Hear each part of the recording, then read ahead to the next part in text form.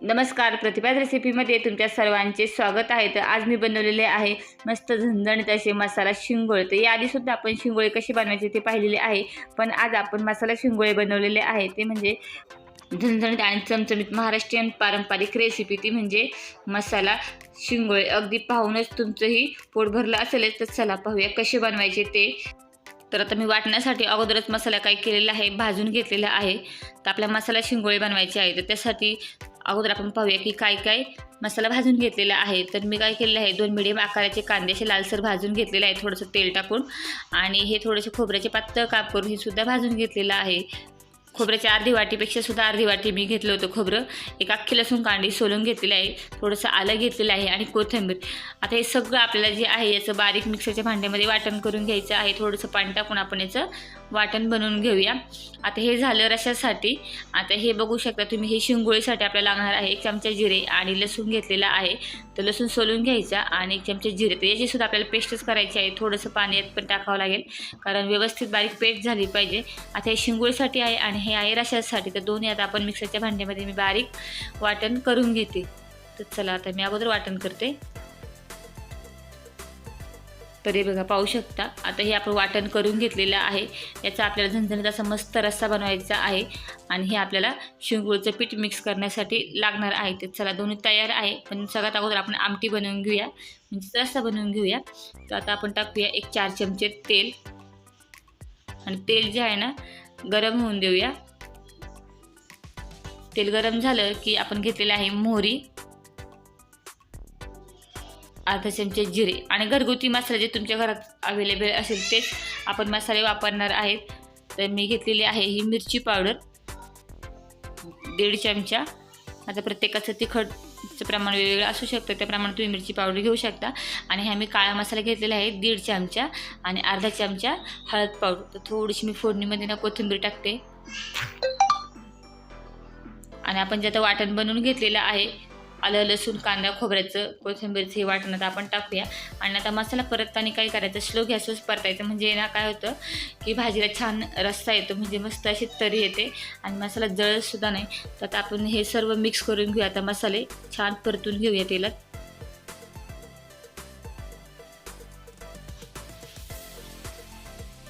तर याआधीसुद्धा आपण म्हणजे फक्त लसूण जिऱ्याचे शिंगोळे कसे बनवायचे ते पाहिलेले आहे. त्याची लिंक मी डिस्क्रिप्शन बॉक्समध्ये देणार आहे, तुम्ही नक्की पहा. तर चला, आता हा छान असं परतून घेऊया तेल सुटेपर्यंत.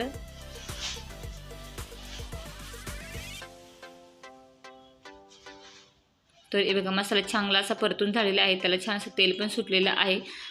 तर आता आपल्याला काय करायचं आहे, त्याच्यामध्ये टाकायचं आहे पाणी. तर चला, आता मसाला परतून झाला. मिक्सरचं भांडं धुवून टाकते अगोदर. आता त्याच्यामध्ये आपण टाकूया पाणी आणि ह्या पाण्याला आपल्याला अगोदर एक उकळी घ्यायची आहे. मग आपण शिंगोळे कसे बनवतो ते पण पाहणार आहोत. तर अजून मला थोडंसं पाणी टाकायचं आहे, कारण जास्त घट्ट नाही करायचं. थोडंसं साधारण रस्सा जो आहे ना आधी पातळ ठेवायचा, कारण शिंगोळे शिजायला आहे ना जवळजवळ पाऊण ते 1 तास लागतो. मग जास्त घट्ट केलं की खूप दाटसर होतो रस्सा, त्यामुळे थोडासा हा रस्सा त्यांना पातळच ठेवायचा, कारण शिजल्यानंतर पुन्हा मस्त दाटसर होतो. आता याच्यामध्ये आपण टाकूया चवीनुसार मीठ. आता चला, याला एक उकळी येतपर्यंत आता आपण शिंगोळे कसे बनवायचे ते पाहूया. तर रस्सा तयार करून झालेला आहे. आता आपण हे घेतलेलं आहे शिंगोळ्याचं पीठ. आता शिंगोळ्याच्या पिठासाठी लागतं ते म्हणजे हुलगे जे असतं, त्याला काही भागात कुळीद असं म्हणतात. तर त्याचं हे पीठ असतं, ते गिरणीतून बारीक करून आणलं होतं. 1 चमचा टाकलेलं आहे लाल तिखट म्हणजे मिरची पावडर, चवीनुसार मीठ.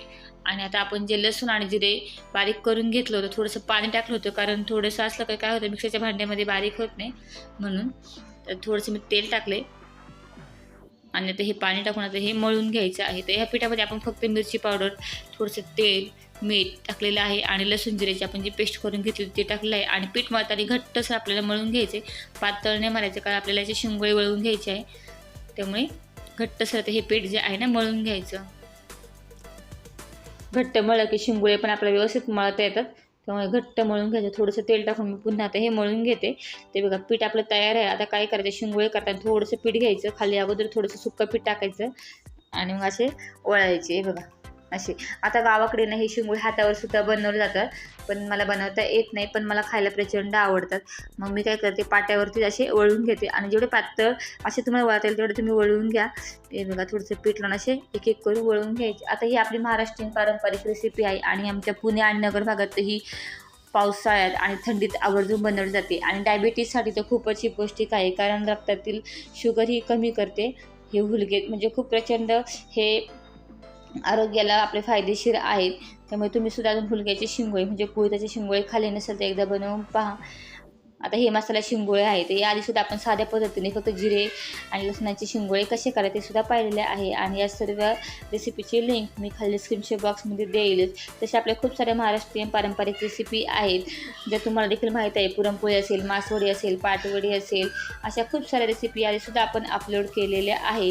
त्यासाठी तुम्ही प्रतिभा रेसिपी यूट्यूब चॅनल सबस्क्राईब करा, म्हणजे सगळ्या व्हिडिओ तुम्हाला पाहायला भेटेल आणि डिस्क्रिप्शन बॉक्समध्ये या सगळ्यांची मी लिंक देणार आहे. तर एक एक करून हे बघा आता आपण असे शिंगोळे वळून घेऊया. करायला थोडासा वेळ लागतो आणि शिजायला पण वेळ लागतो, कारण ते व्यवस्थित शिजवून घ्यावे लागतात, नाहीतर मग काय होतं की पोट वगैरे दुखायचा प्रॉब्लेम असतो. त्यामुळे शिजवून घेताना पण अर्धा ते पाऊण तास छान शिजवून घ्यायचे.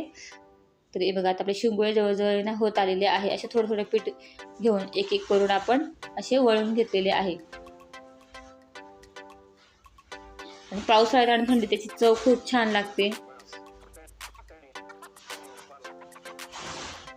तर चला बघा शिंगोळे आपले तयार झालेले आहे. आता आपल्याला काय करायचं आहे, आपण इकडे भाजी करून घेतली होती म्हणजे रस्सा केला होता, त्याला अशी एक उकळी आली की हे आपण तयार करून घेतले शिंगोळे जे आहे ना त्या उकळीत सोडायचे. म्हणजे आता आपल्याला हे शिंगोळे जे आहेत ना बनवून घेतलेले ते आपल्याला ह्या रश्श्यामध्ये शिजवून घ्यायचे आहे. आणि काय करता, शिजवून घेताना पहिले आपण त्याला अगोदर एक फास्ट उकळी घेऊया. एक फास्ट उकळी घ्यायची आणि मग स्लो गॅसवर आपण शिजवून घेणार आहे. तर चला आता एक मी उकळी घेते अगोदर. तरी बघा पाहू शकता ते मस्त एक छान उकळी घेतलेली आहे फास्ट गॅसवरती. अशी काय करायची, एक उकळी येऊन द्यायची आणि मग स्लो गॅसवरती याला कमीत कमी पाऊण तास ही शिंगोळी शिजवून द्यायची, कारण जर व्यवस्थित शिजली नाही तर पोट वगैरे दुखतं. त्यामुळे स्लो गॅस करायचा आणि पाऊण तास शिजवूनच द्यायची. हे एक लक्षात ठेवायचं की शिंगोळी ही पाऊण ते एक तास शिजलीच गेली पाहिजे, म्हणजे व्यवस्थित शिजते. चला आता ही शिंगोळी आपण व्यवस्थित शिजवून घेऊया.